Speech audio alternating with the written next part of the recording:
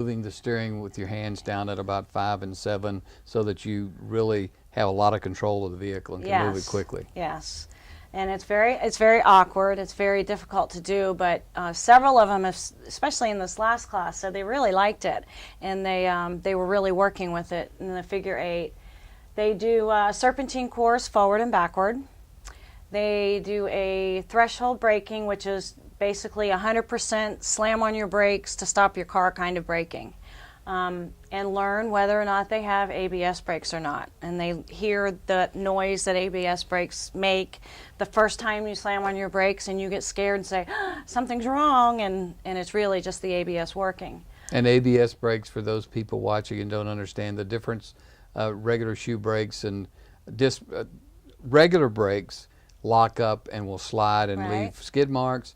ABS brakes actually shift and move a little bit as you're slowing down and stopping, and you don't necessarily leave as much skid marks, and you still have control over the vehicle. Because I'm sure you teach the kids that when they're in a skid, you can turn the wheel all you want and you'll continue to go in that direction of the skid. That's right. You will not move, but with ABS brakes, it's a different story. It's a different story, and ABS brakes do the work for you. That's why you don't want to take your foot off of them once you've even though it's slammed pushing back on your foot. Yes.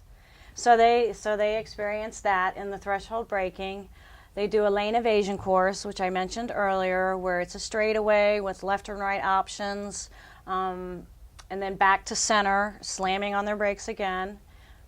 They do each of those several times to get the hang of it, and they're supposed to get up to 35 miles an hour for those courses, and they usually start out a little slower, but they work their way up throughout the number of times. The last maneuver they do is the skid pad, where they head towards it again at 35 miles an hour. The skid pad is the center of the driving range. It's got a special surface on it, and then we also wet it down. The fire department comes out and they wet it down with water to create no traction. There's no traction on the skid pads, so that way they will head towards it, slam on their brakes, turn their wheels, completely lose control of their car, and they'll be scared and they'll panic.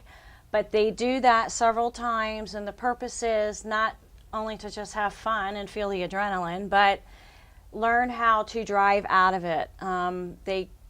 Some of them get it. Some of them actually, they start to do it, and it's really cool to watch. But I tell them there's a moment in time when you turn your wheel towards that spin and you feel it catch and you turn it back and you can actually pull out of it and regain control of your car. And you can't tell somebody how to do it. You have to practice it, and you have to feel it. You have to feel it in the wheel and the tires. So they get to do that several times, and that's the most fun of the course. What's been the feedback of the kids that have gone through this? Do they seem to like it and learn a lot and enjoy the process? The feedback's been phenomenal. It's just, they want to come back. Great. Can we skip the Friday night and just come back for the Saturday? That's usually what I get. But they want to come back. They're telling their friends about it. They learn so much. I give them a survey at the end, just for our purposes. They had no idea what the class was going to be like. Most of them are told to come, by family, and they're so glad they did. They're so glad their parents made them come. They had no idea what it was. Even the Friday night wasn't so bad, and by the end of Saturday, they're smiles and very happy. Great. The cell phone piece they get a lot out of. They say, I didn't realize how difficult that would be if I had to do something quickly and I was preoccupied with the cell phone. Well, we're going to give everybody a chance to actually see some of these maneuvers in the video that we took, and if you'll stick with us, we'll be right back to show you that.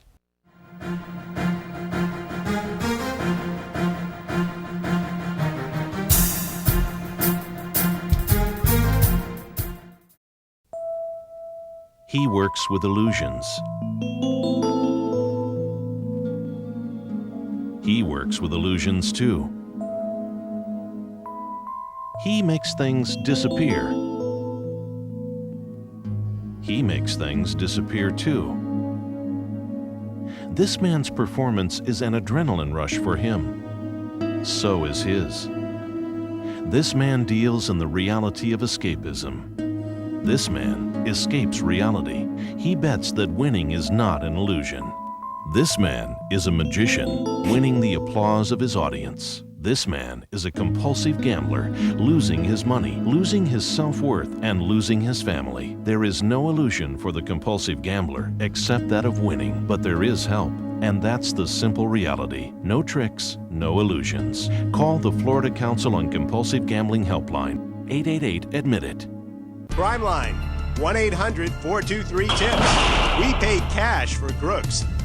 No names, no faces, no hassles. Call us day or night. You're eligible for up to a $1,000 reward if we use your tip to make an arrest. Crimes happen every day in our community. You know they are wrong, but do you care enough to do something about it? Call the Anonymous Tips Hotline today, 1-800-423-TIPS.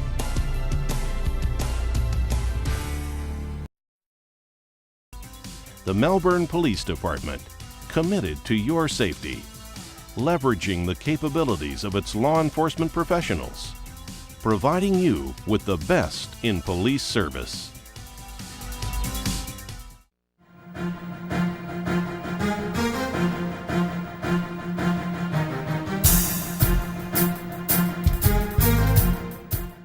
What'd you learn that you think was going to help you? Just kind of like how to steer better instead of like shuffle steering instead of kind of how to like just kind of go with one hand. Mhm. So, great. Did you practice the shuffle steering out there? Yeah, that was. It's a lot harder 'cause usually I kind of just go around with my hand like that, Yeah. and this I had to actually go like. It's yeah. awkward, and it's Mhm. something you have to practice. Yeah. I actually thought the shuffle turn was kind of easier. Did you? It was easy. You think just you'll gotta get use used it? to Oh yeah, that's what I normally do anyway. Yeah? The rain, how it goes into your car, and how you're driving on wet pavement. Was it scary? Did you hit your brakes all the way down, push them down? Yeah. I hit a cone. Did you hit a cone? Yep. You Florida. know that cones are people. Yeah. Right. I'd rather hit the cone so than a you've hit person. one person already. Yep. Okay. It was my first time driving ever, and I didn't hit any. So now do you know if you have ABS or traditional Yeah, I have brakes? ABS. I know that now. Okay. And So I did you learned. feel the ABS kicking in when you put your foot on the brake? Yep. Where it kind of pulsated a little bit? Did you hear the noise that it makes? Yeah. Yes. Yeah. That's good because a lot of times if you're on the road and you push those brakes and you have to stand on those brakes because that's what you have to do with ABS. The first time you hear that noise, our initial reaction is Let go. is to something's wrong and pull your foot off, and that's the last thing you want to do with the ABS brake. So it's really neat that you hear that and feel that out here. Get out of the class. The first time I did it personally, I felt like because it was so close. Usually you don't feel like you have to stop that close. You know what I'm saying? 'Cause the cones, the last where you're supposed to stop and where the cones are. When you're going 35, you think like there's no way you could stop in that little amount of time. So like, first time I kind of slowed down a little bit and then kind of stopped. And the next time I actually like went the entire thing and like you actually stop. I just thought it was kind of cool. They talk about the airbags too. Yeah. The importance of holding the steering wheel because of the force of the airbags coming out. Yep. I learned a lot about like the 8,000 ticket, which is like a drug alcohol ticket, Oh yeah, the Like, if $10,000, you get, like, a $8,000 DUI. drink. Yeah. and then like how to like correct yourself. And we watched some videos of people dying. At first, I was like kind of scared. I was like, I'm gonna fall or like something fall out of my seat. I don't know. Have you ever thought about things flying around in your car? If you I were to- couldn't think that as a weapon. Like I just like stuff like your book bags or your books after school. You throw it into your car. I didn't think that could be used as a weapon if you stopped. I think it could fly forward and that could be the thing that kills you. It could. So Yeah. being clean could save your life. Very good. I just think it's cool that we got to slam on the brakes and stuff because normally you wouldn't experience that until like you have to do it. So it's cool to be able to do it out here. It's kind of a different experience to have actually have someone trust me with the car because my mom always freaks out so badly that sometimes it kind of makes me wonder, wait, I don't actually drive, Do but I want to do this? yeah, but I think that being in the car with them, an instructor who isn't like, oh my god, stop the car, that it makes you feel confident. We certainly want to thank Lori Chabot for coming today from the Brevard Sheriff's Office and enlightening us on the teen driving program. And we want to encourage every parent out there to talk with their teens who are beginning to drive about safety, about responsibility, and if at all possible, enroll them in this course and help them learn how to control their vehicle in an emergency. And we want to encourage the teens to get involved in this program. It's something that they'll enjoy, and they'll learn skills that might save their life or somebody else's life in the very near future. Our young people are one of our most precious resources, and we don't want to lose them.